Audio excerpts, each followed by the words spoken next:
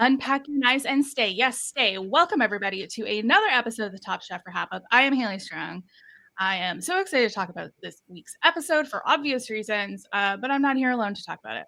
Hi, Curt Clark. Hi there. I look at myself as if we were all toppings, I am the pineapple on this podcast pizza. Some people love it. Some people will be like, why is it even here? Well, I am Pineapple's #1 fan. So okay, thank you. And we're not alone this week. We have best friend of the podcast, Chef Jim Smith, back again to talk about Top Chef. What a thrill for all of us, especially me, because I missed you a couple weeks ago when I wasn't here. Yeah, I was definitely very sad to miss you last time, but it's always wonderful to be on the show, and I always really enjoy talking about Top Chef. And I think, Haley, you've upgraded Jim from friend of podcast to best friend of podcast. I think that's a celebration. Yeah, I think it has to be best friend of the podcast at this point. Yeah, You've been with us for many years now. Yes. I'm not going to do the math because I can't do math, and that would embarrass me on the podcast. So I can't. You goldfish brain. Jim's been around forever. We love Jim. It's always it's so good to be here, and it's always awesome to be on anything RHAP related. And I was really bummed I wasn't able to go to that live event this year, but hopefully it'll be a little bit closer to the South over the next season. But yeah, as always a pleasure. I'm happy to be back. And this episode is a great pleasure to me, because a good portion of it is based in Niagara, and as you may have heard over the last 8 years I have been doing this podcast, I'm from Niagara, so this is a real thrill for me personally. And I can't wait to talk about how great Niagara is for the next hour 20 or so. But first, we're going to talk about the Quickfire Challenge. Quickfire challenges this season, and I know it always has been, have really just felt like product placement. And I know that's always been kind of what the Quickfire has been used for, but I think in losing the competition element of it matters who wins the Quickfire, and they get immunity for the Elimination Challenge. Now that they're just getting money, it really is just who is our sponsor this week, and congratulations to a dish soap company. And I'm so sorry, dish soap company. Was it Finish? I think that's right. Okay. To be fair, I don't even know what dish soap I use. Like, I just buy whatever's on sale and fill the tub that's already under the sink. It's great. Good for them. I'm happy for them. I'm happy for us. I'm happy for everybody who gets the money. What an interesting challenge this was. I was disgusted. I'm sorry. It was a little gross. Yeah. Like to see it, yeah. Like even when someone like kind of jokingly or not like kidding, not kidding, said, "Well, do we have to taste it?" Even the smelling of the subs. Like, yeah, I don't know. I just found this grody to. Yeah, I was gonna say grody too, but I wasn't sure if that was like a particularly millennial word to use or not. So the Quickfire Challenge: create a dish based on the tough stain left behind. So we had 9 plates on the counter, and they had to decide what the stain was and pick their plate. They had to pick their plate and do a dish based off of that. I think there was unless I'm mistaken, I think there was maybe like a 10th or even more, because I think that there was even like a brownie one that everybody avoided because nobody wanted to make a dessert. Oh, fair. Yeah. Oh, yeah. I think now that you're saying it, I remember Kristen being like the top 10 biggest stains or whatever. And yeah. Again, like I told you guys, I can't do math. That's not like happening in my brain. Jim, how did you feel about this challenge? And were you as horrified as Kurt and I? No, I was not as grossed out as y'all were, and I thought it would have been better if they had made them try to like taste it and then like list the ingredients that are in there. Yeah. My big problem was that 3 of them were the same. Yes. And lasagna, meat sauce, and pasta. Like, okay. Yes. Those are we're saying the same thing in 3 different ways. Yeah, so those are the same thing. And then the other thing is that like I thought, did Cesar actually have coffee or did he have chocolate? I wanted to go. He had coffee. He did have coffee. Yeah. Okay. Because he had. I thought it was in like a mug, and they're like, oh, what could this be? Oh, okay. Okay. Yeah, he was. Yeah, he. I guess he's paired coffee and salmon before to better reactions than he got today. Yeah, I mean, we can for sure talk about that. To me, I don't think that's as bad a pairing as people might think. I mean, people use coffee rubs on lots of fish, and so it to me it did not seem like that far of a stretch. But like if you went crazy coffee intensity, maybe that was the issue there. But yeah, like I guess if I picture it as like a cup of coffee with a little salmon float in it, that's different than like a piece of salmon with a coffee rub. That's a completely fair characterization. Yeah, you're just thinking like you're dipping smoked salmon into a coffee. Yes, it's like coffee fondue with salmon. Like there's something wrong about this. But you're right. Yeah, I forgot completely about coffee rubs. That's yeah, because when he was describing the dish, I was like, okay, like I love where he's going with this. They just didn't quite get there. Massimo was in the top. He had chosen tomato sauce. He kind of knew what that was. I mean, it's tomato sauce. Yeah, we know what it is. Okay, great. He made gnocchi alla sorrentina. I love the story behind this dish. It was like he's a dad. He has to make his kids dinner quick sometimes because they are hungry. And this is what he makes them, like gnocchi. I think it was a very smart way to go to make gnocchi in place of like making pasta when you only have 30 minutes. So I thought that was like a really smart play of what this challenge was. Yeah, he could have gotten so many. I mean, with like tomato sauce, like some people had items that like are either the entire dish or like the base, whereas he kind of had like by choosing a topping, a condiment for like a sauce. Like I guess he could have gone in lots of different directions, and I don't know if that was part of the strategy, but yeah, he ended up in the top, so it worked. Paula had lasagna. She made a butternut squash lasagna with cashew ricotta and mushroom tomato sauce. She was in the bottom with this dish. With love in my heart, there is about 6 aspects of this that I thought was unhinged to try in Quickfire. I feel like maybe she should have gone in like a soup direction instead of how many different elements can I slightly change to make lasagna. And no one, there's no rule that says even if you're making a lasagna, it has to have pasta in there. Like she could have even tried to not mimic the pasta at all and just had it be a completely soft dish, like a soup. That would probably be better than trying to explain that the butternut squash is like a pasta and then sort of like still trying to get that on. If it just been the cheese and the sauce, and maybe she could have pivoted to a really quick crunchy element on there if she needed it or wanted some more body or firmness to it, but. Yeah, I thought it was great that they loved the vegan or the vegetarian cashew butter, cheese, ricotta, but they were thrown off by that butternut squash in there. Yeah, I always thought the cashew ricotta was really smart. I think she tried to change too many elements of what a lasagna is. I think if she just did the cashew ricotta and kind of like kept some of the other elements the same, that would have been a great idea. Actually, I think anything but like using the butternut squash noodles like would have been fine. Yeah, but steal some of Massimo's gnocchi and use them as like faux dumplings in a lasagna soup or something. Yeah. Bailey had guacamole. She thought maybe, what did she think it was? A pesto? And I was like, girl, I'm sitting on my couch and I have bad eyes and I can tell that's avocado. Like, what do you mean? Sorry, Bailey. Yeah, she was hoping for pesto. I think she saw she had like a lot of. I think it like again as a sauce that you could take that in a lot of different directions. But she kind of got stuck with more with like a true like ingredient, which in my limited knowledge is like it's got to take a little bit more center stage. And it sounds like that's the issue that she ended up actually having. I guess technically I would think of guacamole as a condiment, so I guess it's not bad. And she made a trumpet mushroom and celery avocado salad with agave, cumin, vinaigrette, and rye crackers. And they said like delicious salad, not that guacamole-ish. Yeah, she thought. I was going to say I'm surprised it didn't read as guacamole because she really did have sort of all of the elements there. It was funny when the judges were like, "I'm sorry, what's the judge's name from Canada?" Eden. Eden. Yeah, when Eden was like, it read avocado. But not guacamole. I didn't quite understand it, but yeah, explain how to like walk that line. Like what? Yeah, I was a little bit confused about that as well. Yeah, sorry. I feel like I've been doing a terrible job the last few weeks of mentioning the existence of the guest judge on like the Quickfire. It wasn't until like we record usually on Sundays. It wasn't until like Wednesday of last week that I realized I forgot to mention that Susan Lee was on the episode, so my bad. Yeah, we had Eden Greenspan.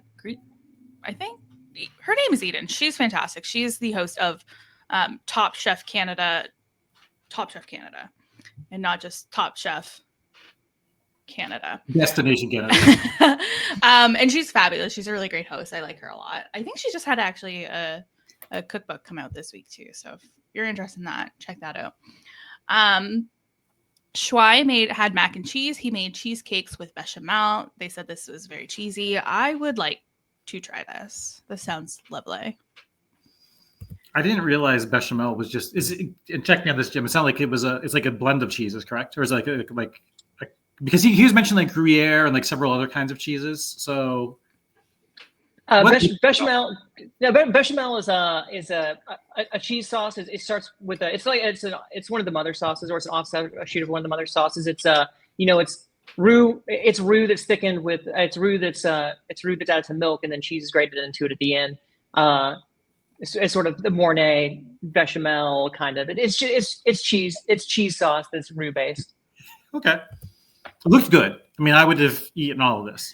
Yeah, like what I think I would personally like to do, and hear me out, is start to make a mac and cheese, and then have my noodles ready to rumble, make a bechamel, and then just dip the noodles in the cheese sauce, and then eat it like that. I don't care about putting it in the oven and baking it together. What I'm there for is the cheesiness. I'm picturing you like taking these tiny little macaroni noodles and literally like hand dipping them one by one and popping them in your mouth. Yeah, that's what I want to do, and that's my new dream. I'm a fan of do y'all like the little rice cakes? Y'all like those? I've never tried them, and I would like to try them. I'm not sure if I would love them because I think they might be a little like soft for me. I've cooked them. I think is the Korean dish. I think it's like tteokbokki or something like that.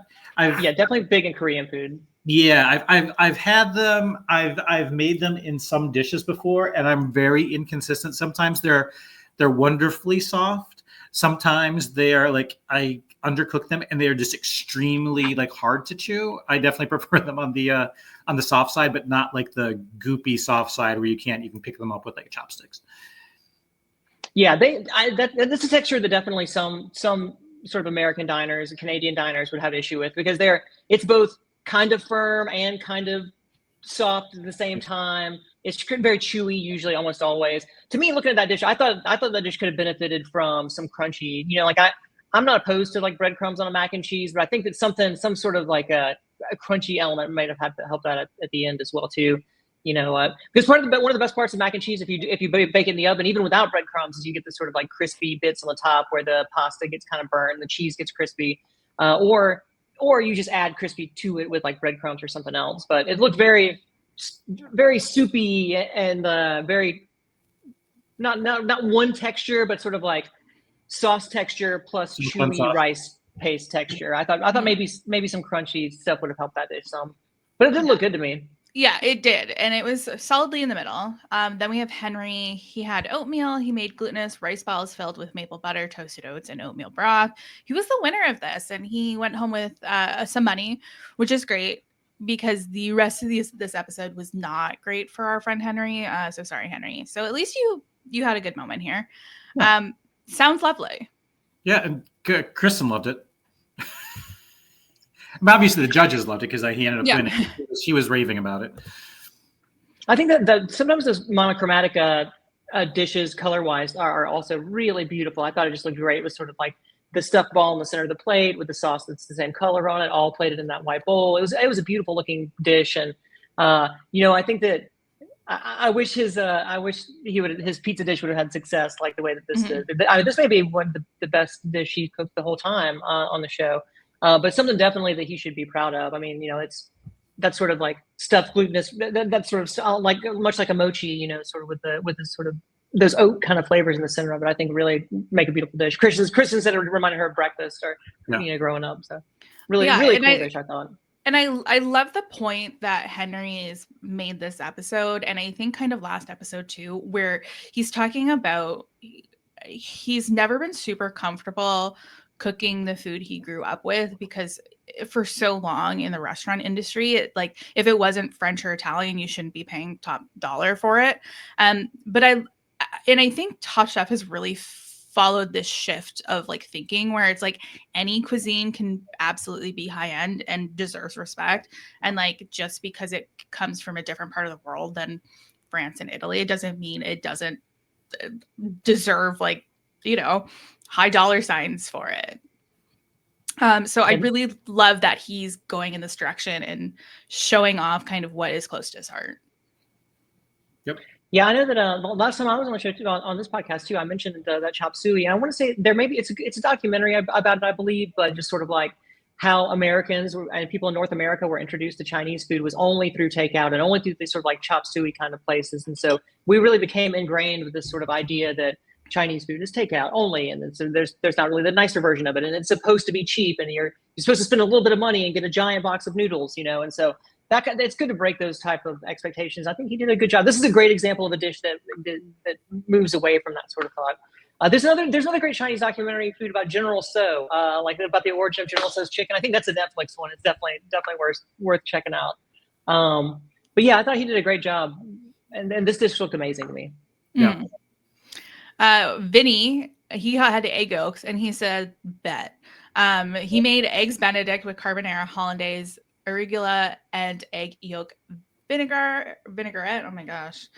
It's early, my friends. This sounded cool. I like what he did here. I think this episode for Vinny was a little bit of a, like, coming back to the party. I thought it was really interesting that we saw like a stew room conversation at the beginning of this week from last week where Tristan said, I'm saying this with love in my heart, like, stop cooking what's on the menu at Nomad. Like, you have to, like, you have to do it if like you want to do it. And then we got the confessional from Vinny, and he talked about like why he was going so hard in that. And then it finally made sense, like, that it was him showing his affection for a mentor who's no longer with us. And that was, I wish we had gotten that a bit sooner, so that we understood where he was coming from, because it just felt like, can you cook your own dish? And now he is on the top. This episode was not his own dish, arguably, but it inspired him at least to like look outside to different inspirations. He still went down the road of like when we'll talk about when we get to the pizza challenge. He went down the road of something that was meaningful to him. Mm-hmm. I think he, like, in both last week and then also Jim, when you were here before, I think both times we talked on the podcast about how he's not showing himself on the plate. He's showing his resume, his CV on the plate. And admittedly, like you'll talk a bit about like what you did at those restaurants you worked at, but the judges weren't getting, again, a sense of who he was. They were getting a sense of where he's been. But so I'm glad that Tristan, when Tristan was having that conversation with him, I was glad that someone said something. Yeah. And it was like nice the way Tristan came to him with it. It was lovely the way that Vinny was able to take that feedback and really immediately put that feedback to work. And also, please sign me up for a carbonara hollandaise. I do want that in my life. Yeah, this goes back to the whole, like, you and scallops, like me and egg yolks, have the same relationship. Not as bad. I would say one of those would make one of us very ill. The other is just a heavy dislike. No, it's like it would give me upset tummy, but it wouldn't. It wouldn't make you violently ill. It wouldn't put me in the AR, but it's a little bit more than like like I like an eggs Benedict. I like I like a sunny side up egg and dipping toast in the runny yolk. But I just know that I will have to pay taxes on that later. And like eggs Benedict for me is such like a restaurant dish. Like, I'm only ordering that in a restaurant. I'm like a decent-ish cook, but like it feels like there's a lot of elements. Sometimes certain dishes are too much effort for me to make personally. And that's egg Benedict. Like, it's just not happening in my kitchen. That'd be a lot of pots and pans to clean up. I'm going out and I'm getting eggs Benedict. Yeah, I'm like I had a roommate at one point who would like make frittatas for himself for breakfast every weekend, and even like that for me is like too much effort. Like it's if I'm making eggs, it's like I'm not even the biggest scrambled egg person. It's like I'm good. I like making omelets, and I like just a egg over easy. But that's usually where I'll go. Sometimes I'll do like a fried egg and like have it be like as part of like a breakfast sandwich. But that's the limit to my egging on. Benedicts are easy to make at home. I mean, hollandaise is kind of the one tricky part, but everything else about it is super easy. I know, but I'm just like daunted by a poached egg. Oh, very easy. Honestly, easier to clean up a lot of times, just as fast. I mean, like it's just all you need is a small pot, some water, a little bit of vinegar, you're set. I'll try it, I promise. This is how I usually cook eggs. I will take my pan, heavy spray it with nonstick spray, put my egg in, and then I'll put a lid on. Well, I'll put like salt and pepper, and then I'll put a lid on it, so it's just like a lazy man's sunny side up. And then I don't have to flip it and worry about breaking the yolk. At some point, do you crack the egg? Because you missed that. I do crack the egg. Yeah, I do it. I'm just picturing you putting the egg in a pan. No, but what I'll do is like I will take a little bowl and I'll crack the egg in that, and then I'll go into the pan because again, I'm like too clumsy. That is just like anything that requires any coordination is like something I have to be careful about. So like flipping eggs for me is not something I quite enjoy. So my method is just put a lid on it and it'll cook. Sunny side up's a good way to go. I think so. There was some like meal kit dish. I want to say it. I think it was kind of like maybe a ramen. It was something that required me to make like a soft boiled egg, and I did an amazing job. Like patting myself on the back, I realized it's really just timing, and somehow I had the timing down perfectly.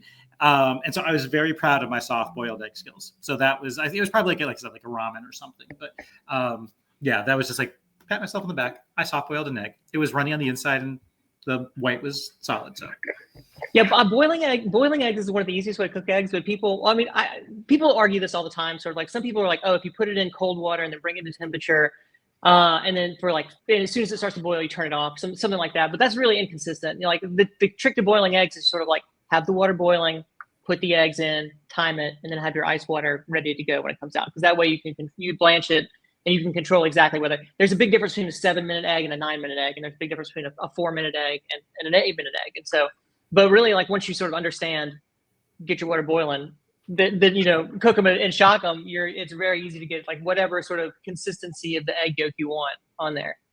I'd say that's the other thing I learned from meal kits is the using the cold water to stop the cooking process. Sort of like they for lots of times when you're making a pasta for these, it'll tell you to make sure you run under cold water after it's been done boiling.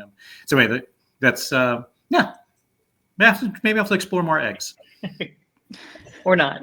That's the name of your documentary, Exploring Eggs. Eggs. Tristan had fluffy rice. He made golden jollof rice with clams, peas, and charged shishito. I thought this was like a risky dish time-wise, but he knew exactly what he wanted to do. He had a plan. He went into it and he executed it like almost like probably flawlessly. I also love what Tristan's doing on this season. I think he's like doing such a beautiful job at representing who he is and the food he makes. This looked incredible. I would like to try this with an obvious exception of the clams. I was going to ask. Not great for me personally. But this looked incredible. And I love like a yellow rice like that. There's something that when a yellow rice gets put down on the table, I'm like, hell yeah, I'm in. I like how he picked the dish because he saw that it was yellow rice and they're like, it's actually fluffy rice. He's like, yeah, but I'm going to make sure. But I was drawn to it because of the yellow rice, and I'm going to make my dish yellow as well. Yeah, this dish, I mean, like really, he is on such a tear. Really, the past 4 or 5 episodes. Yeah, he is just unstoppable at this point, and definitely, I'm just cooking great. And the other thing that's so great about him is that he's so calm and reserved in the kitchen, and it seems like he's the kind of person you want to be standing next to, or in the kitchen, like very sort of level-headed, making jokes, enjoying the time cooking food that they have, and just really just a pleasure to watch. And everything he's making is just crushing it. I think episode after episode. I think he'd be really great to work for. Like, he just has such like a lovely personality. Lana had meat sauce. She made meat sauce, eggs in purgatory with Italian sausage and grilled garlic bread. This sounds delicious, and I think I'm going to make something like this later this week because it's like pretty simple. I love eggs in purgatory. Sorry, Curt, we're doing a lot of egg content this episode. What is eggs in purgatory? I mean, I saw that was. Is it just? It looked a little like a shakshuka actually, but is it pretty well? Yeah. Okay. Yeah, it's definitely. I think eggs in purgatory. Whenever people say purgatory or eggs in hell, it usually implies that it's a little bit spicier. That's what I assume. And it's a little bit more tomato kind of saucy, like spicy tomato sauce. Okay. Cesar had coffee. He made a salmon cappuccino with cured salmon, coffee, pickled celery root, coffee mustard, and coffee crumble. I love what he did, and I think if I saw this on a menu, I'd have to try it. The judges didn't think it quite worked out well. I do think if Cesar had another opportunity or two at this dish, he could really do something amazing with it. Yeah, I think like every so often we'll see and maybe it's just stuck in my head because I watched like one of the Bake Off holiday sessions where the returning bakers had to basically try to fix something they messed up previously. I think this is a great like if there's ever a challenge later in this season where the chefs are asked to re-cook a failed dish or something that could have been better, I would love to see him take another stab at this. The coffee mustard throws me, but again, I will try anything once. This, like I said, I don't know if I'd order this as an entree, but if it was like a part of a tasting menu, yeah, like that'd be really fun. And I think this whole episode for Cesar was great idea. We couldn't quite get there in execution, but like if you had another stab at it, I think you could fix every mistake you made before. Yeah, so he was in the bottom. We have Henry winning. And he gets a little bit of a nice payday. Yeah, $10K, not bad. Take that. Yeah, yeah. It is. I was trying to remember if there were any other episodes where the winner of I'm sure that there are a bunch of them where the winner of the Quickfire gets sent home at the end of the episode. Famously in your season, Jim, which I told you before this episode, I was just watching.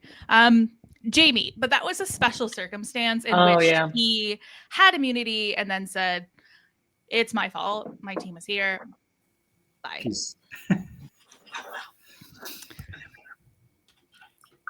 So Haley, is there any sort of relationship between Niagara and pizza? Like, this is one of these episodes where I really loved the episode. I thought it was great. This felt like a shoehorn concept. You're right. I did not understand any of the, like sauces, Niagara, pizza, the vineyard, Ravine Vineyard or Raven Vineyard. But I didn't really understand. Is there some sort of connection that we're missing there? Yes and no. So mostly no, but a little. No, it felt like a shoehorn concept of like, the Canadians invented Hawaiian pizza. We're doing a pizza challenge. Okay, sure. I felt like if we just left it there, that would have been fine. But we'd like introduce and also the sushi pizza, which like, I don't think we're doing that. But if it was just like, we are having a pizza challenge, great. But it's also like a little frustrating, I think, from my perspective of, we have, and maybe it's coming, I don't know, maybe it's coming, we have yet to see like a challenge focused on Indigenous ingredients or like talking to some of the Indigenous people in this area, in Toronto, in Niagara, in like all of Ontario, all of Canada. We haven't like had a specific challenge with that yet, and so to try and shoehorn pizza in before like doing something that feels like more important and more deeply ingrained in the fabric of this country for like, like obviously Canada has some pretty terrible history when it comes to the treatment of our Indigenous people. And that does need to be rectified. I think having conversations about it is helpful. I think highlighting the groups and having them come to the forefront of media like this on like a huge scale. I think it needs to be done. I think it's important. I think that would be like a huge thing missing if we just like don't acknowledge that at all in this season. But getting back to pizza, I don't know. Ravine did recently open up a really beautiful new patio and restaurant in which they do have pizza nights. So it makes sense that like they have all of this set. Like that's what I was wondering. I'm not sure if they had the idea of pizza and said like, this is the episode we're doing, how convenient, or if, and I know there was other wineries in talk to host an episode. I think I said it like earlier on in the season or last year when we were kind of like playing out, like if there's a Canadian season and we didn't go to Niagara, that would be crazy. Like and like we didn't talk about wine country, that would be crazy. So I'm glad we went to a winery. There were other wineries in talks. I wonder if once they picked Ravine, they like looked at what the kitchen they had was and realized that it's like very like they could do a ton with pizza, and like they decided to go that way with it. Yeah. Have you been to this winery? Yeah, I've been to Ravine many times. I've worked a couple events there. It's a beautiful winery. I think it's a really great representation of like Niagara wine country. It's not like deep in Niagara on the Lake where a lot of the wineries are. It's kind of halfway between Niagara Falls and Niagara on the Lake. It's really gorgeous. I got my second speeding ticket just down the street from there, where it turned from 80 to 40 pretty quickly. Didn't realize it. Whoops, my bad. Actually, I think it does go from 80 to 60 to 40, but the details. Who's counting? Yeah, Ravine's gorgeous. I think it's a great idea that they pick there. They have a beautiful new event space, which makes sense, like why they chose it. They have such a beautiful like backdrop with all the vineyards. I love Niagara wine country. I'm so excited that it was represented here. I think something I talked about earlier in the season was it was frustrating for me that like they're just serving Josh wines throughout. We did have Ravine wine in this episode. I saw the bottles. I made note of it. It was cute seeing them on the porch. They do great wine. Try their Chardonnay. They have great food. During COVID, they would do these really cool like takeout meals, like where you basically have the full meal prepared. You just take it home and heat it up. That was a little fun. So I was so excited to see Ravine here. So excited to go on the Niagara City cruise of the Niagara Falls. Back in my day, that was the Maid of the Mist. It does feel like a missed opportunity. I know the Pizza Challenge was great, but it really does seem like a missed opportunity, whether you were thinking about Niagara as sort of the relation to the wine country or Niagara as in relation to Indigenous people. But like to me, I would love to see a Niagara like wedding episode, like one of those cheesy, like let's make them cook on the lake, or like have them watch a wedding on the lake and then have to do the reception after the end of it, or something that was kind of fun, and something that actually was related to the area more so than just sort of like the shoehorned episode. And like Niagara has such incredible produce. Like it is one of the biggest areas of the Greenbelt in Ontario. We do incredible produce, from like soft fruit just to like everything. We have the best. I wish they could have gone to like a farmer's market to get their ingredients for their pizzas. That would have felt like it would have felt like it was closer. I was so excited for this episode, and I wasn't disappointed. I just feel like it wasn't as Niagara focused as I wanted it to be. I think I have a biased opinion on that. Like I wanted to see my home really rented in a way I see it, and I don't think it quite was. Like it was kind of the high level of Niagara Falls. Like we did the boat, and I'm so glad they did that. Like that's like a fun part of it, but it would have been fun for them to drive down Clifton Hill and see how like kitschy it is, but then go into the farmlands, which is really like the backbone of this region, like from wine to just like food production to like everything that this region is. Like I feel like we should have done the whole episode here. And again, I know I'm biased, but like it could have easily been done. How long is it a drive from where they're at, like in Toronto to Niagara? Another thing, there is no way they are going shopping in Toronto, then coming down to Niagara to do the cruise, going back to Toronto and coming back the next day. That's insane. The QEW is nuts. Nobody's doing that. How long a drive is that? It's on a good day, about an hour and a half, Okay. an hour. On a bad day, 2.5 hours, easy peasy. Okay. So they might have done one round trip, but not two. Yeah, like not happening. Because I was also wondering if, like, knowing that, because next week is Restaurant Wars, correct? Mm-hmm. I didn't know if they had to do like, oh, let's get them out of town. Niagara is a good timing for that. And while they're out, we're going to do some things to the kitchen, because they didn't return to the kitchen for their judges table. They did it at the winery, which isn't unusual at all. But yeah, I was wondering if maybe they got them out of Toronto so that some Restaurant Wars stuff could be set up in some way for something. I don't know. Yeah, possibly. Like, I think it would have been a huge missed opportunity to not, if you're in Toronto for a majority, to like not come down to Niagara. And I think it might be like I at this point, like, I don't think they're doing much traveling within Canada. Like, I feel like I remember Kristen posting some photos kind of near the end of filming of them being in Alberta, which is fine. But like, Jim, you were talking when you were here a couple of weeks ago about how wonderful like Canadian Atlantic seafood is, and just that region in general is so incredible. I mean, I can't believe we're not doing a quick little jaunt to Montreal. It's Destination Canada. I wish we would have seen a little bit more of Destination Canada. But yeah, pizza. How do you feel about pizza? Do you like pizza? I've been known to dabble. I was kind of excited about this. I like this. I like the, like, anybody who knows me from like a cocktail perspective knows that I like concoctions more than like classics. Like, let's put some things together that are a little bit odd and strange. Like when I lived in Chicago, there was I'm not sure if it's still there, a place called Dimo's Pizza, where they had like an elote pizza, which isn't terribly uncommon, but very good. But they had like a lunch lady pizza that had like diced up hot dogs and tater tots on it. There's a brewery near me that I want to go to so badly because they have a crab rangoon pizza, which just sounds like amazeballs.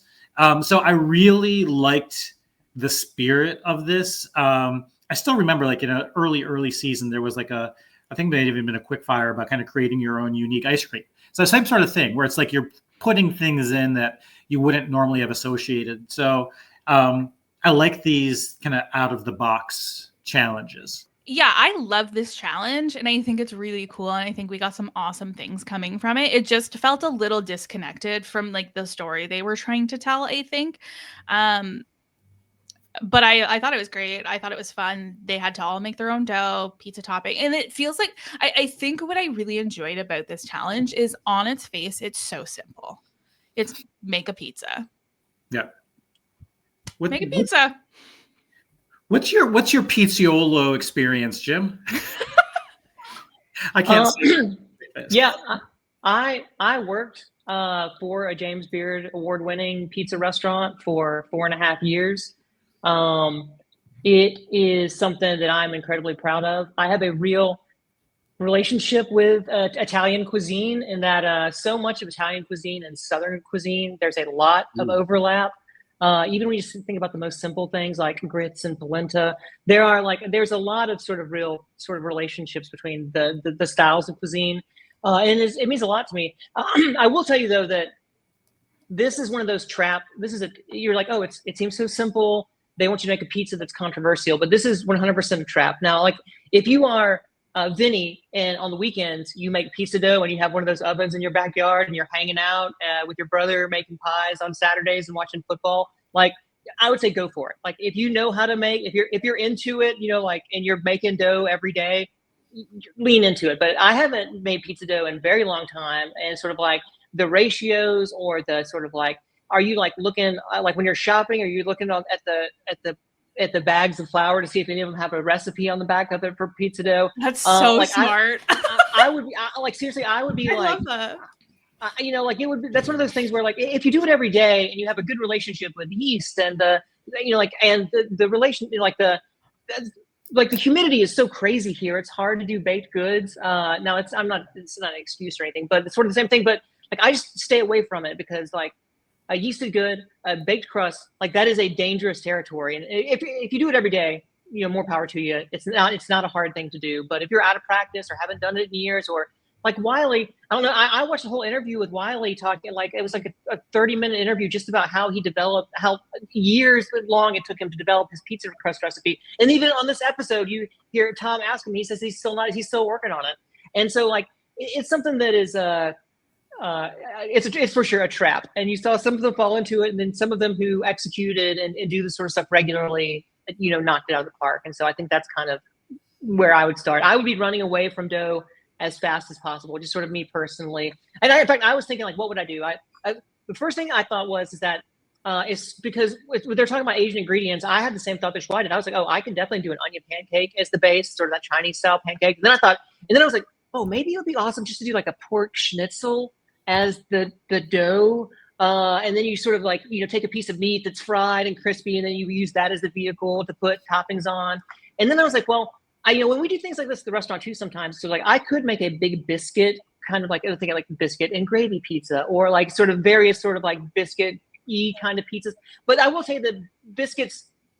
Oh, I was actually thinking also too about like if you take like make it like a bologna biscuit, but instead like you use nice mortadella, sort of big like cat head style biscuits in the oven, melt the cheese on top of it. We do some things kind of like that at the restaurant from time to time, but for me personally, I would stay away from the dough, just because there's so many things that can go wrong with a yeasted dough, especially if you don't work with it every day. It's real sort of, it can become an issue really quickly. But it's not the hardest thing to do, but it's one of those things like if you're practiced at it, it's second nature. And you've got to figure that some of these chefs in the competition are practiced at it, you know? And so like, it's hard to even sort of jump back in and sort of like, remember, oh, should I use some cornmeal underneath it? Should I not use cornmeal? You know, those kind of things are just sort of like, let Massimo, let him be like, he's a pro at that, let, Henry, who makes the pizzas every weekend with his brother, like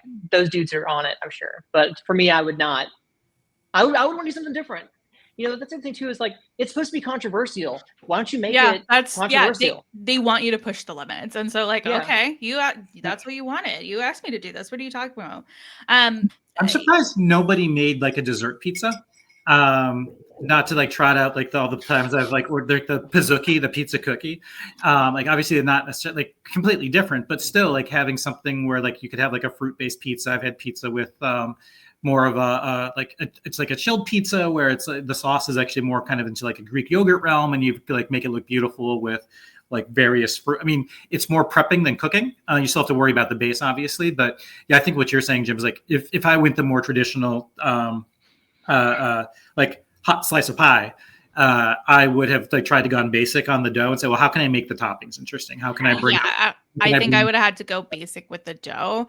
But I think you're right, Jim. Is like if I know you're right, but if you're not practiced in this, it's hard. And we saw it very obviously with Henry. Is that if you make a mistake with something like that, something yeasted, you can't pivot. You can't pivot in the time you're allowed. Yeah. He just like there is nothing he could have done. I almost like wonder like how bad was his dough? Could he have just used that? And like, would it have been quite as of a disaster? I don't know. Yeah, there's things you could have done. Like even if your dough doesn't rise the right way, like maybe you make it more of like a crunchy flatbread where you actually like dock it. Yeah. You're like trying to make it like a cracker instead of like a rising dough, or maybe it could be the kind of thing that it's okay enough to put on the grill, even if it didn't rise the way you wanted it to.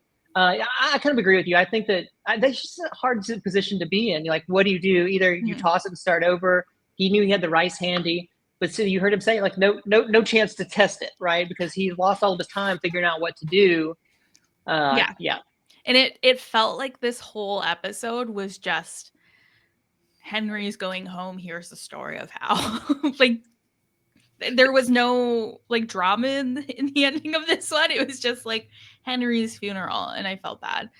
Guest judges for this, we have Wiley Dufresne, who I feel like we haven't seen on Top Chef in a while. It's been a while. So I was like quite excited to see him back. Spike Mendelsohn was our other guest judge. He's looking good. I was excited to see Spike. Spike H is doing it for me. Yeah. Silver Fox? All right, Spike, I see what's going on here. You lost the fedora and we're doing well. It was fun. They had like a really, really fun dynamic. I don't know. I thought they just like brought some whimsy to the episode that I wanted. Yeah, I like even just the name of his We the Pizza. So like next time in DC, I'm gonna have to seek that out. I just want to check it out. What were you saying, Jim?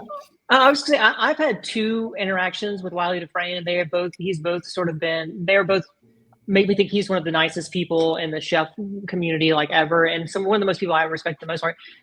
In the early 2000s, I was at a James Beard dinner. A group of chefs from Alabama were cooking, and we went to WD50 as while we're in the city, and sort of like a group of random chefs from Alabama. Wiley was there. But he was so nice. He came out, he gave us a tour of the restaurant, he took us into the kitchen, and really just sort of showed the kind of like hospitality that, you may not always receive in sort of a super high end, incredibly innovative New York restaurant, but he was so nice. And then the second time I ran into him, we were at a sous vide event together it was like a sous vide magazine event. And then just sort of like, I just sort of retold him the story that I'm telling y'all of how we met the first time. And it's sort of like, you can sort of see how it meant so much to him that it meant that much to me. And just sort of one of the nicest guys and one of the most, innovative, creative chefs that there has ever been, as far as my mind. And then to see him do sort of donuts and pizza these days is one of the sort of, just an amazing career path. And sort of like really, find interviews about Wiley talking about his pizza dough process. They're really amazing, and just sort of the thoughtfulness that he puts into everything, and sort of the amount of time that it took him to develop this recipe are impressive. Agreed. I love that. Let's get into the pizzas. Shuai was in the top with his scallion pancake pizza with cumin, Szechuan lamb, I could handle Szechuan, but I can't handle mozzarella.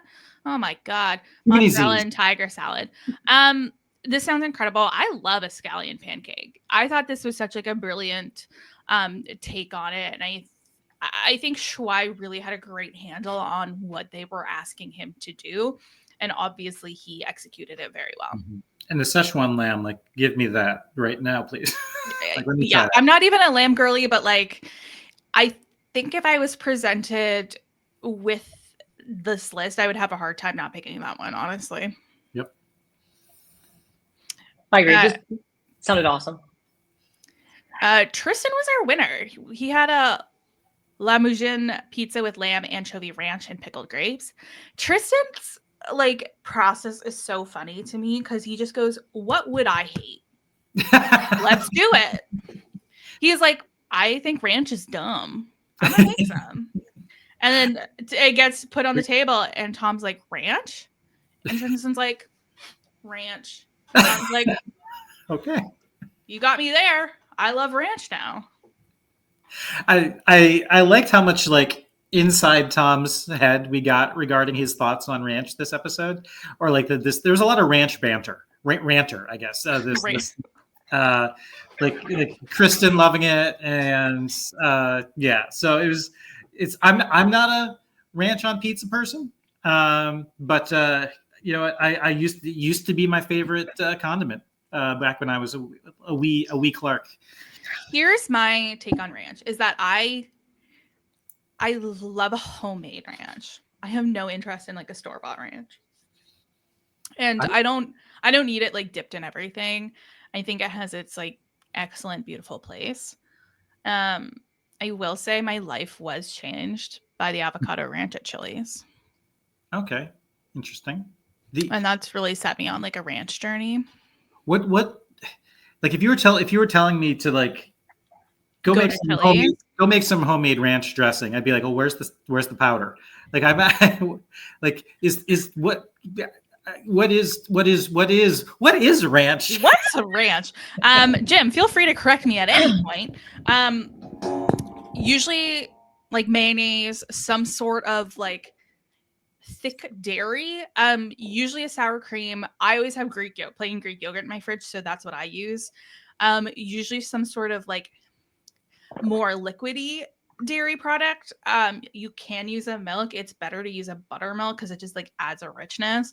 And then you're gonna want like a lot of seasonings of like onion powder, garlic powder, some like a lot of fresh herbs like parsley, chive. Like I feel like ranch can be like quite customizable based on like what you want. And then you just keep mixing it and adding more buttermilk to make it as liquidy as you want. I'm going to say something sacrilegious, which is that I don't really buy mayo. I buy Miracle Whip. So I'll make my ranch with Miracle Whip. And I'm so sorry, everyone, if you're a Miracle Whip hater. I'm a Miracle Whip hater. Jim, judge my ranch recipe. No, that's exactly right. I mean, for me, like in the restaurant, we don't use yogurt or sour cream. We just do mayonnaise, and we do use sort of the Duke's. We use heavy. We use real, Duke's mayonnaise, and then buttermilk. And then after that, it's just fresh herbs and a little bit of like lemon juice, lemon zest, some vinegar, and then fresh herbs. So definitely none of the sort of dried stuff, but a lot of thyme, parsley, and green onion, and that's pretty much it. A little dash Tabasco. But we serve ranch, and then we use that sort of like right now we're doing a collard green salad, and sort of like we use that ranch base to make the blue cheese, like a blue cheese dressing out of the that we use it in that salad. Ooh, see, the blue cheese is my go-to, and like a ranch based blue cheese dressing sounds amazing. Like, give me that all day, please. Put it on. And I will tell you too that Tristan's sort of like adding anchovy to this sort of mix makes a lot of sense too, because now you're thinking like, well, very similar to like a Caesar salad dressing, so it's going to add that kind of like punchy sort of like fish flavor to all that already sort of like buttermilk, mayonnaise flavors, which does make a lot of sense too. And in combination with lamb, you hear him talking about how it's sort of the kebab inspiration, like what's great on a kebab. Yeah. You got the lamb, and you got the tzatziki, and you got the sort of the cumin flavors and all that sort of great stuff. And you wanted to use that sort of tzatziki is the springboard for the anchovy ranch. The whole conceptually just made a lot of sense. Lana made honey nut squash sauce pizza with tamarind and barbecue oxtails, buttermilk dressing, and plantain chips. This sounds delicious. I'm waiting for Lana's like breakthrough. I think she's really brilliant, and I feel like we haven't quite seen the depths of that yet. Yeah, it's I'm waiting for her to suddenly just start accelerating.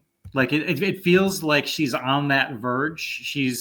And so I'm just looking for her to kind of just that breakout moment for her. But I'm glad she's still around. Like, I mean, I'm glad all these people are still around, but like, I'm still waiting for that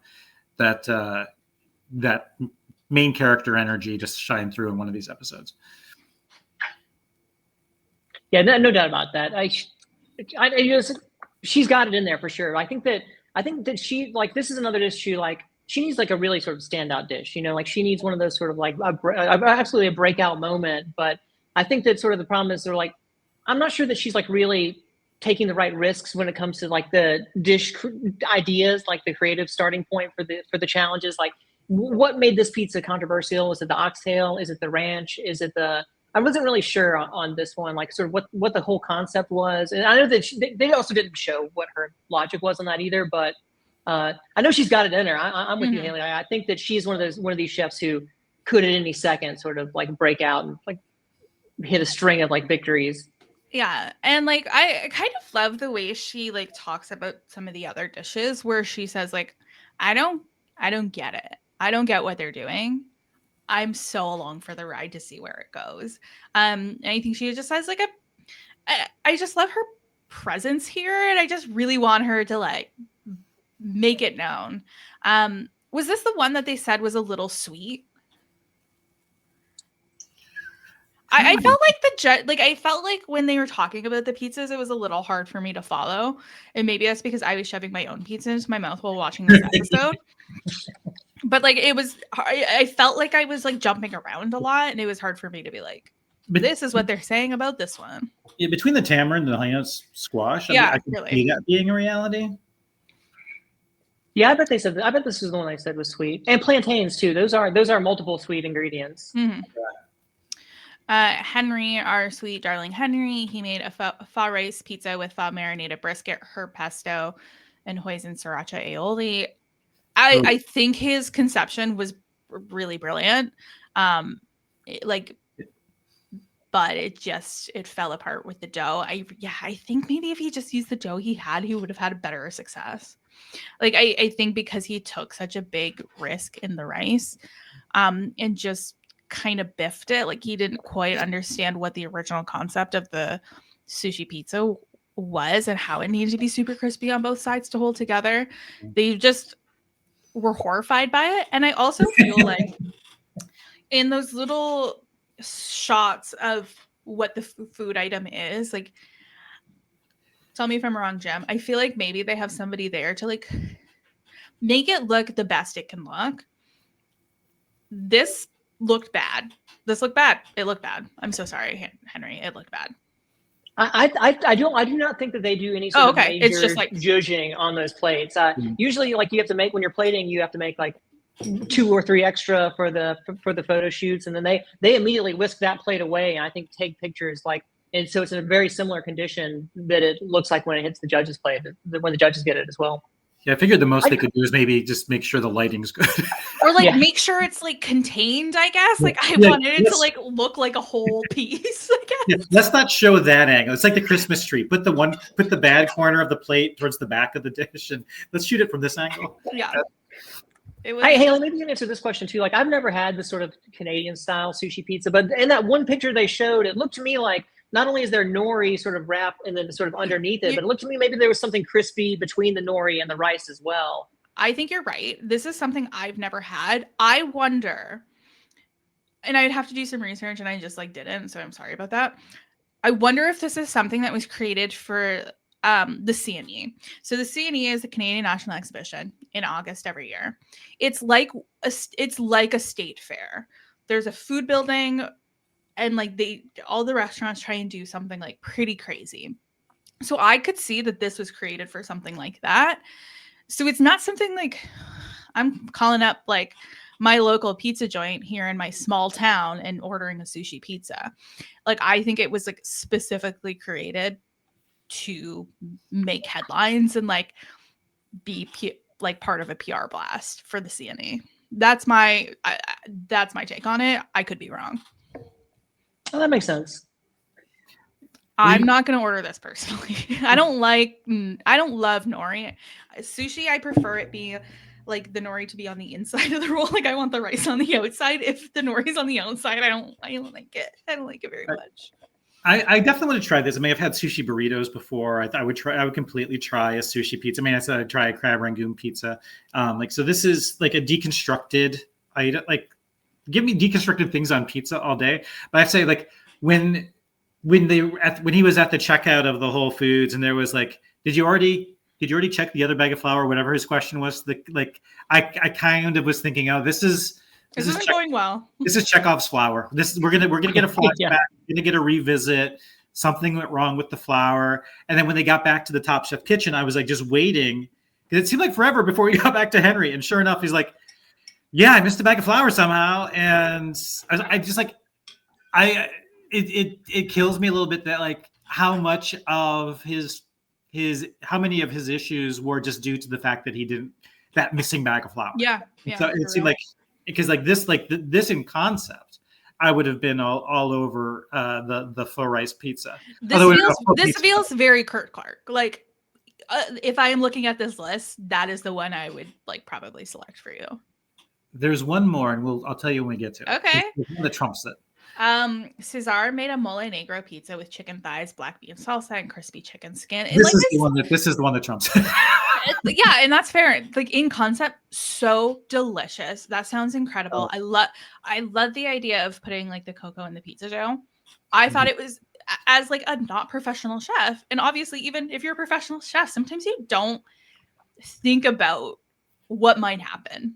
If you've never done it before, you don't realize. And I thought it was so interesting that the judges, as soon as they heard that he put cocoa in his dough, right? That's what happened. Yeah. And they were like, well, that burns. Like it makes it a little sticky and it makes it burn. So like it was like we were able to figure out what the issue was immediately. Yeah, this isn't a perfect analogy, and come for me on social, folks. It's almost a little bit like, I see like the difference between almost like an architect and an engineer. Like one's like, this is a great idea in concept, and then the engineer is like, yeah, but in reality, this is going to be difficult to build for X, Y, and Z reasons. Not that architects don't know like the physics of and like of building materials and like and support structures, but like there's like designing versus creating. And it's like, I think in concept, this was an interesting pizza. I love mole. Like, take me to a restaurant, and if there's like a black mole sauce on it, I'm going to get that 10 times out of 10. And so I think that's where like having a mole pizza just like immediately sparked in my head, I want this. But I was worried though that when they started talking about the cocoa powder and how easy it was to get that, burned, I was like, oh, no, this isn't going to go well for Cesar. Yeah, I just love Cesar's brain. Like, I love where he goes with things. It's so interesting. Yeah, I want to make sure that he doesn't get pigeonholed into like thinking that he has to do something incredibly radical every episode, because that's going to get him into trouble. I mean, and this episode is a good example of it. Like, he took a giant risk on both of these dishes, and neither one of them landed. And so he does need to be kind of cautious in his creativity. Like, I'm with you. Like, all of these ideas sound really great to me, but you do have to be careful. You don't want to get sent home with an awesome idea and execution because you've never tried anything even remotely like it before. Yeah, but I'm with you, Curt, too. Go ahead. It's almost like you have to. I'm not a scientist, so I don't know if this is how science works. What? But you almost have to have like a control group element of like of your dish. It's like you have to have just like a normal dough or something to be like, okay, I know this works. Then I can like build my exciting things around that, where it's like he almost tried too many like odd things to like be able to have it come together. I don't know. No, I think that's fair. I mean, and he knows that. I mean, I've never seen mole pizza before. It makes total sense to me. I love those flavors, and it's not much difference between baking cheese in a tortilla and covering with mole to using pizza dough as a vehicle for mole and cheese and like whatever sort of like chicken or like whatever kind of toppings you want to do with it. Like, it looked beautiful too, like the radishes, and I think there may have been some little pickled onions on there as well. And so like it looked like a really well. It looked like it was gonna. It looked like it was gonna be great. But just sort of that sort of one issue of like, oh, let's throw a little cocoa in the dough too. Just gonna land them on the bottom. But to me, I'm with you. Like, this is the one like I would want to order this pizza if I saw it.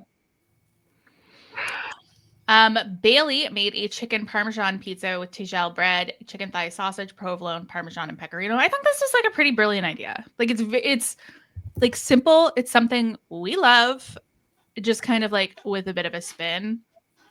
It was in the middle, so the judges weren't blown away, but they were not horrified, which is nice.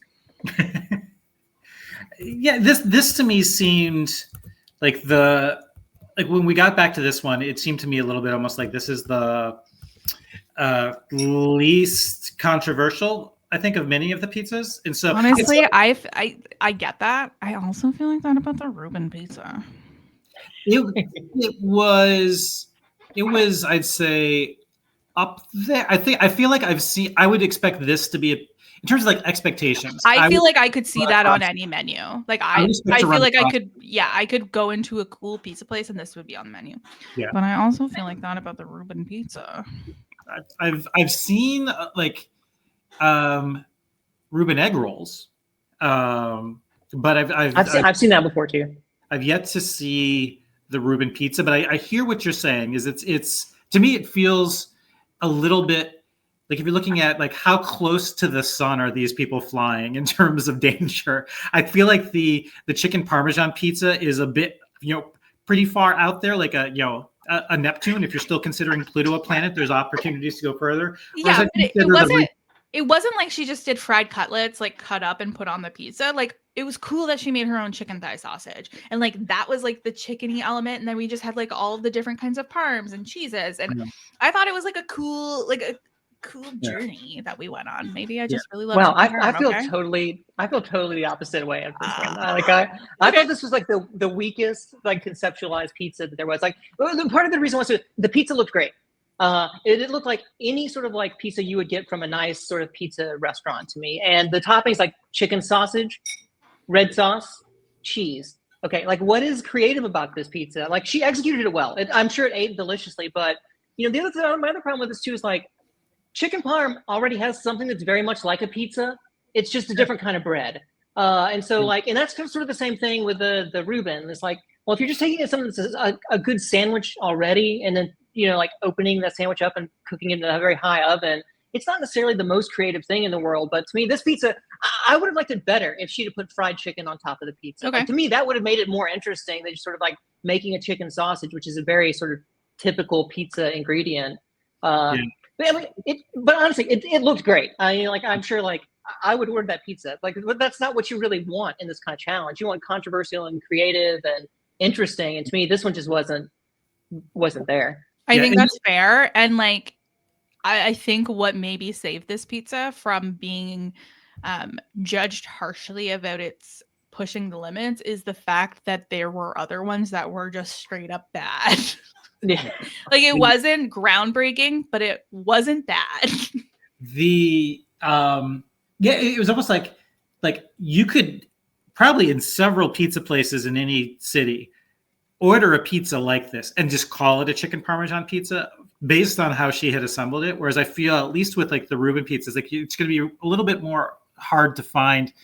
Like you could probably get a side of Thousand Islands, like is it going to have salads at your local pizza place? But if it's corned beef and I feel like some of the ingredients are a little bit further afield from normally being on a pizza, but it's still not like I thought that the idea behind the pho brisket pizza was really interesting.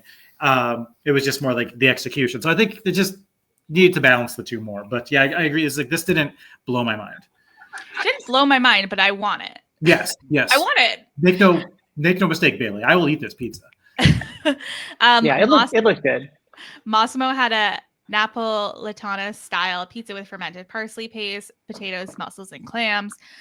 He's our pizza boy. I think we all expected him to be the top, including Massimo. And they did some very pointed shots of him being like a little like miffed in the corner after he wasn't called for the top three.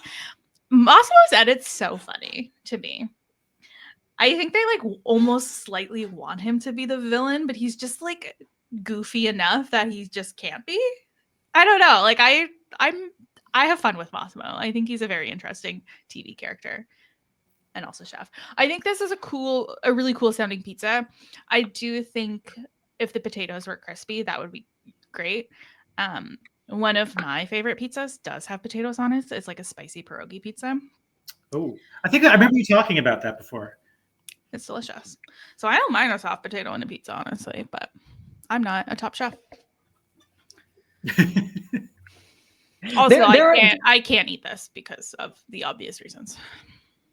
I've seen some seafood pizzas like this before, and it's not really that difficult to put. I mean, like this is creative and a very good, but seafood pizzas aren't the most sort of. It's not like that's a sort of like crazy radical idea.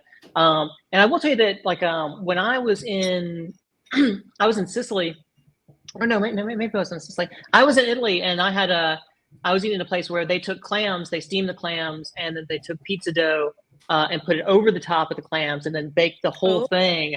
And so you sort of like pull open the pizza dough and it's like use it to like dip the clam, like it acts with mussels, the juice and sort of like the stuff in there. It was really awesome. But there's like this to me was not the most revolutionary. I've seen pizzas like this and they are really excellent. But I know that he this pizza did look like to me like it was executed also on an incredibly high level. It looked awesome. I think it was good. You get a little discussion about cheese and seafood at that table there. Yep. I know. I was like, we've done this before. yeah. But it was good. Like I think that's I think it was good. And I will say though too, like if you're like looking at the picture of the pizza, like that's not like a pizza that's like covered in cheese. Like there's sort of like a very sort of restrained use of cheese. And I suspect probably the cheeses that were chosen were also probably relatively restrained. I think it's just more in the sort of the Parmesan camp than sort of like a big super melty, like, a Gruyere or something else in some of the other pizzas. Paula made a pineapple braised pork pizza with caramelized onions, chimichurri, and Mornay sauce. And she kind of experimented with her dough, and it was more like a milk bread dough. And that's where it really fell apart, literally and figuratively. The dough just like couldn't quite hold together. I love and it was just a lot of toppings. I think if we left out, I don't know. I want all of this though. Like that's the thing is like, I want all of this. You know how I feel about pineapple. And I want that. Yeah. Are y'all okay with pineapple on pizza? Just kind of generally? I actively love it, Jim. If I am in a place and like they have 4 different pizzas and one of them's pineapple, I am getting it every single time. Every single time. My favorite order at Pizza Hut is pineapple pizza. They do it really well. I am pineapple friendly. I will rarely order it, but if it's one of those things where you're at a party and they've got 4 pizzas there and one of them's pineapple, it could very well be the first one that slice that I take, but it will not be the only pie I eat. But I am not anti-pineapple on pizza. LaTonya is anti-pineapple on pizza. She wanted us to let everyone know. Yes. And she also said she could see me being somebody who really loves pineapple on pizza. It's you're just honoring the national pride. Yeah, exactly. I honestly I love pineapple on everything, savory, sweet, and on neat on the rocks. I love it. On the rocks. I'm the same way. I don't mind pineapple on pizza. I especially like it when it's paired with something like super spicy. Like I really like the pineapple plus jalapeno combo. To sort of get that sort of sweet heat thing going on. I'm the same way. Like I sometimes I want, like if I'm ordering 10 pizzas for like the restaurant or something, I'll make sure that we get like a Hawaiian pizza on there. But I don't hate it. I don't find it offensive or anything. I think they're pretty good. The one that I don't like, I'm okay with, but the pizza that I don't like is the barbecue kind of pizzas. Those are okay to me, but it's not really. Something about the barbecue sauce, I'm not a big fan of. But I have to be in a specific mood for something like that, and it's never something like I want one piece of somebody else's. I don't want it. I don't want to personally order it. And then we have Vinny with his Reuben pizza with pickle, sauerkraut, Thousand Island, whipped ricotta, and Gruyere cheese. And honestly, this is the one I'm personally most bored by. And I think maybe it's because like I don't love I like Thousand Island dressing. I need it to be in something where it has a lot of balance, and I don't ever find that there's like quite enough balance in something like a Reuben pizza. It just is like a lot of heavy, and there's no, and like the pickle kind of lightens it up a bit, but not enough for me. But he was on the top of that, so what do I know? I thought it was fun and whimsical, and I think you're right. Like if he had not said, I guess you couldn't really say that it wasn't his brother's idea. I think his brother would probably be pretty mad at him. But I thought the whole bit with his brother, like in the pictures of his brother, was funny. Hilarious. Yeah. But yeah, he's just like buff brother. He's just like, yeah, okay. I took his idea and it won, and now I'm mad because he's gonna never let it go. But yeah, I thought it was fun. Like I think this is even if it's not his idea, at least it's not the pizza that he served at Nomad. It's so fair. Yeah, so we get to the elimination. Shuai, Vinny, and Tristan are in the top. Tristan gets another win. Good for him. He gets the last immunity heading into the next episode, which is good for him. Honestly, it's starting to feel like this is Tristan's season to lose. Yeah. And then Paula, Caesar, and Henry get talked about how they're in the bottom. I think Paula was like a little surprised about being at the bottom, but like not super surprised. But it all just felt like we knew Henry was going home. They knew Henry was going home. Henry deeply knew he was going home. Like, it was just kind of like there was no drama or lead up to it. It was just like, sorry, Henry. Yeah, you know what you did. It feels like there were definitely a few episodes where we've seen surprised Henry at the bottom and not going home. But this one, like the fact that like they didn't get pizza, they got a rice bowl, and he was like, "Yeah, you did. sorry, blame Whole Foods, but you can't blame Whole Foods." Yeah, it was when he was plating. Like the last shot of what he said before the plates went to the judges table, it was an audible sigh, and he said, "It is what it is." And that's never where you want to be when you're presenting food to the judges. So, yeah.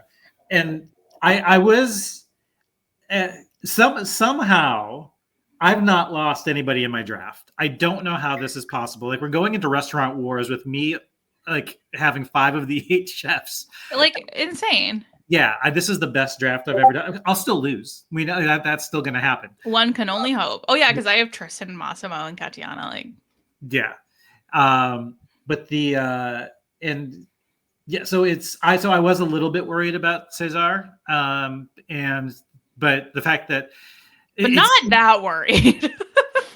Yeah, like I did.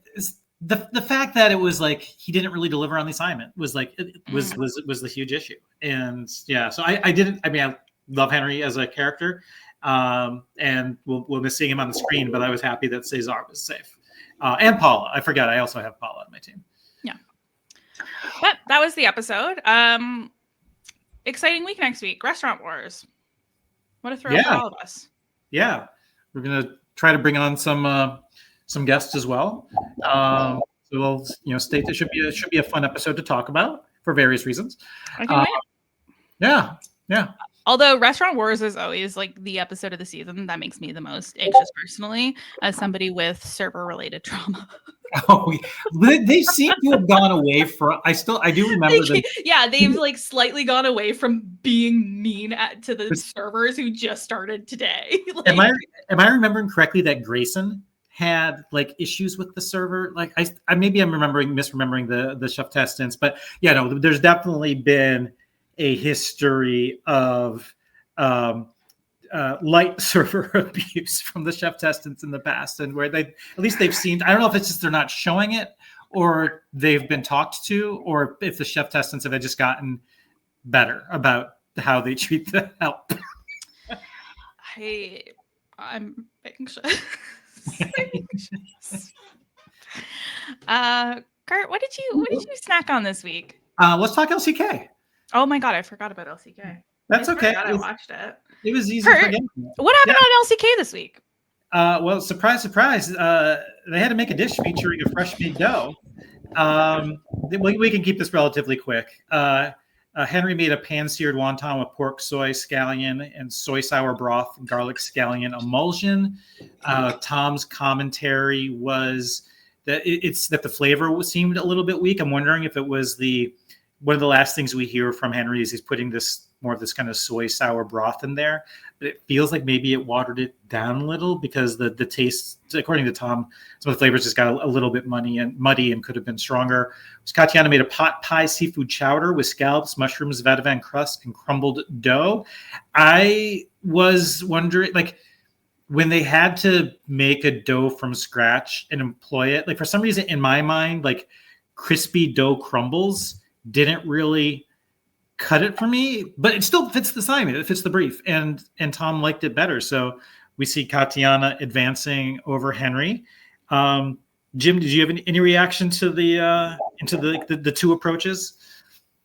Yeah, I thought both of these dishes looked good, and I thought that that Henry's was what he did with the broth. I mean, Tom, he probably just needed to season a little bit more, but like when we eat homemade dumplings at home, we oftentimes do the same thing. Is it's served in the water that's used to boil the dumplings in, and it is just a really super kind of light broth. Then you could see him season it with some soy and some other things, but it is kind of a traditional kind of a light kind of broth that's used to serve alongside the dumpling sometimes. And I thought these dishes both look really good, but I sort of understood where Tom was coming from on this one. But I thought that as a successful chance at redemption, I thought he did a good job with this dish as well. Yeah, he should be proud of his time in the competition. He left, like, even though he left the main competition, maybe not on a high note, I think he left Last Chance Kitchen on a high note. So, and I don't remember a back-to-back sort of like elimination challenge contestant who has just sort of had so much bad luck. And not necessarily, it's not just luck, but sort of like his Mies got thrown away last episode, and this episode they had a flour issue, and sort of like that's got to be demoralizing. Sort of he probably wasn't in the best headspace coming into this episode. Maybe winning the Quickfire turned him around a little bit, but just sort of the back-to-back bad elimination challenges can get you. Yeah, it's. You don't want to like have like the overriding thought be during the competition, well, what's going to go wrong this time? Like that's just no bueno. Like, yeah, that's a good rule for life as well as for cooking. But Haley, I'm happy to talk now about what I had to eat this week. What did you eat this week? We had the kind of little our co-host chat going on, and I can't remember I think it was LaTonya maybe even who one of you first brought up the idea of like doing your own pizza party. Maybe it was you because you were going to be doing one. Yeah, it was. Yeah, so spoiler alert for my what did I eat this week? My darling husband, who you guys got to meet last week. Well, not me. He's been on the podcast a few times. He had the stomach flu this week, so we didn't eat a lot. But also, I was supposed to go to a pizza party this week, where the idea was we each bring a party tray of just cheese pizza to my friend's house. And then everyone brings it from a different place. And then we compare all of the pizzas and we have a ranking, etc. Because of his illness, I was like, we can't come. Like, sorry, but I'm not spreading the stomach flu to anyone. So I was sad about that, but we still did eat pizza.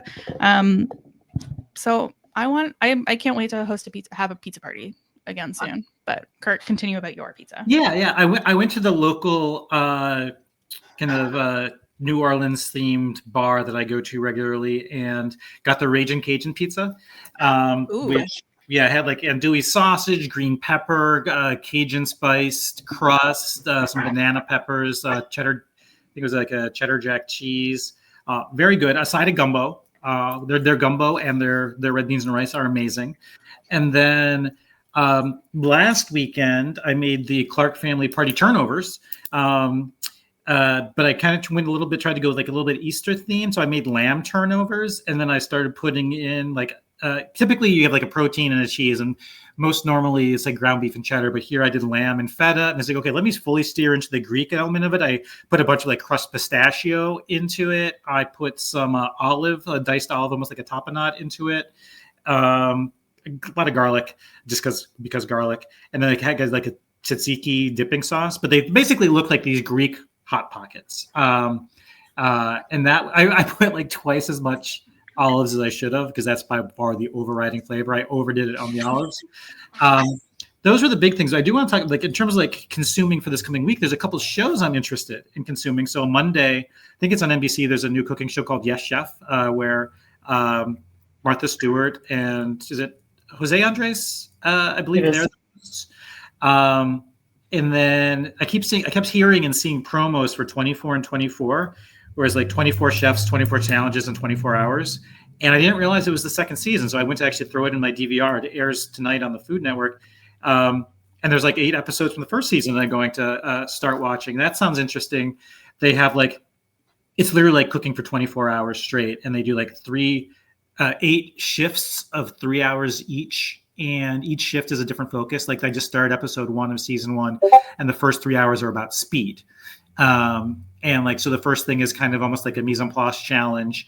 And then with the order that you finish that in, you get to go choose one of 12 food stations where they have like ones like each with a different protein, like ahi tuna or hanger steak or hard tofu. And so like how fast you get done with the first part takes you to like, you get priority for choosing your station for challenge 2. And so 2 people per station. And that's kind of where I'm at now, but kind of just an interesting concept about like, the only chefs I recognize of the 24 in season 1 are Elizabeth Faulkner. And then Marcel from Top Chef is on there. maybe there might be other Top Chef contestants on there. I know there's definitely a lot of people on there who've been on various other shows like, Guys Grocery Games or Chopped. But I don't think there's any other Top Chef contestants on there, at least until they maybe show a special like confessional package about where they come from. But yeah, I just recognize Elizabeth and Marcel. But so yeah, I thought I'd also plug a couple other cooking shows. Those look really good. I will say that Yes Chef is a magical elf show. So it may feel kind of like Top Chef in a lot of ways. And I did notice that Katsuji is on Yes Chef. I didn't. I know a couple other people from Yes Chef too. And it does look to me like the other show, the 24-hour kitchen show. I may be wrong about this, but I saw a promo for that the other day, and it looked to me like Elia from Top Chef. What is that, season 2 or season? Yeah. I may be wrong, but I zoomed in like 4 or 5 times. Is that Elia? I think it is. But also Nini from Top Chef Kentucky is on it too. Now that one too, I didn't go through everybody, but I think I know a bunch of people on that show too, on the second season, that 24-hour show. But I'm excited definitely about the Martha Stewart, Jose Andres Katsuji show. Brian Voltaggio or Michael Voltaggio has been heavily plugging the 24 and 24, so I don't know if he might be on it or involved in some way. I did see Nini post about it on her socials as well, so I may know more people in this season. Again, I think it premieres tonight, but I may try to watch all 8 episodes of the first season before I'll record tonight and then watch the other 8. So and the Yes Chef one looks a little Hell's Kitchen-y, and then supposedly these are like chefs with attitude problems. My words, not theirs, but like people who are like difficult to work with, and so it's a little bit almost like fine tune your cooking skills and your attitude. But we'll see. I'm gonna talk about what I ate. Because it's less interesting than I'm sure what Jim made this week. For Easter dinner, I made a cake. It is very difficult to bake for my family because my grandmother is lactose intolerant. My brother has developed an allergy to eggs, and my dad is the pickiest man I've ever met in my entire life. So I made a lemon yogurt cake, but I used like a vegan yogurt and it had no eggs in it. And actually turned out super well. I'm happy about that. So I'm going to keep that one in my back pocket for baking for my family because everyone seemed to like it and it was pretty easy and it turned out well, shockingly. I wasn't sure how it was going to go. I put it in a bundt pan and it was like this much batter. And I was like, there's no way this is going to rise, but it did, thankfully. And then we just kind of ate like a lot of Lipton soup. I, knock on wood, did not get the stomach flu, but I didn't feel like cooking either. So I would just make Lipton soup and it slaps. And then last night I had some Penny vodka, which was delicious. And I had been craving some and I can't wait to eat the leftovers for lunch. Jim, what did you make and or eat this week? Let's see. The first soft-shell crabs of the season came in, and so we get them delivered live to the restaurant, and that's always sort of one of these sort of spring delicacies. They don't last for very long, and they're really big. We serve them with a sauce grabiche, a little bit of arugula on the base of the plate, and some cherry tomatoes. Just real very simple preparation and serving. But they are so good right now. And the other thing is, I know I mentioned it the other week, is that we have entered our RHAP season. And so we are doing a celebration of RHAP tasting menu. And so it is 4 courses that are RHAP centric, including the cheese course, which the RHAPs are in a martini, which are paired with, this is just kind of cool to me because it's, what we're doing is like, RHAP dessert is a little bit too much. Garlic desserts are kind of hard to deal with. But the cheese plate is really kind of cool because we're taking like a apple butter mostarda and using that as the base of the dish with this sort of really like semi-soft French cheese. This sheep's milk cheese, and we're finishing it with curried pecans and basil, and then we're pairing that with the RHAP martini, which is sort of we infused RHAPs into gin.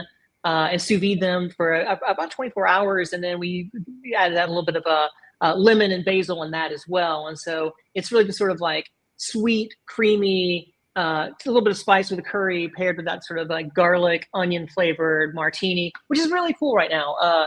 And so I'm enjoying it. So like when we get these cool ingredients and we can like feature them in 4 courses on the tasting menu or in 5 courses on the tasting menu if possible, it starts to feel a lot like these Top Chef challenges, which they're sort of like what people really like about cooking and people find interesting. And sort of like a lot of times people come to the restaurant to get these kind of creative, sort of very specific kind of dishes that are related to the season or whatever's happening around us. And it's always a really exciting time of the year for us in the restaurant because we get to play with those kind of ingredients. And so, yeah, I'm always super excited for this time of year.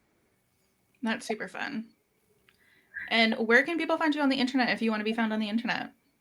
Yeah, please like and subscribe on the socials. At Chef Jim Smith on all the socials is my social media, and at the Hummingbird Way is the restaurant. I know that when I was on 2 weeks ago, I said that I was going to launch the YouTube channel within days of this episode airing, and it has not happened yet. But it will be very soon. Hopefully, it will be within days of this episode airing. We're really just working on editing the first episode, and honestly, I'm excited about this, and I kind of feel like I failed like the Top Chef challenge on my own YouTube channel before it's even launched. And that I'll tell you what the premise of the channel is that what I'm going to do is I'm going to take sort of not the best online recipes. I'm going to break them down and then use them as an inspiration for a dish that I create. And so sort of like my problem with the first video was very good, but like looking back, does the dish I make take direct inspiration from the dish I break down? Yes, in that they both involve salmon, but no, pretty much in every other regard. So I'm going to make sure that in the video I'm shooting this week, it will be much more like more of the ingredients and more of the same kind of style, and like actually use those sort of bad recipes as the direct inspiration for the dish that I'm going to make. And so that should be out very soon. It's going to be called It's in the Kitchen with Chef Jim Smith. Will be the name of the YouTube channel, and it's pretty much set up and ready to go. But I've just got to kind of finish editing that first episode and then record the second one, which I'm planning on doing this week. So I should be getting in the rotation of a sort of a weekly video posting very soon. That sounds like so much fun, and I cannot wait for that. Curt, what do you got going on? Not a whole lot. Yeah, just follow me on Instagram if you'd like to see my food, my books, my escape rooms, my memes. That's at Curt Clark with 2 C's. And yeah, looking forward to Restaurant Wars. You and me both, sister. You can find me on I'm not Twitter. I mean, like, I'm there, but like I'm never going to tweet again, probably. You can find me on Instagram at 8strong_, and you can check out everything I am reading over on my Bookstagram account at The Strong Library. The new Emily Henry book came out this week, and I read it, and I have a review of it. So if you're interested in that, check it out. And until next time, pack your knives and go. Bye.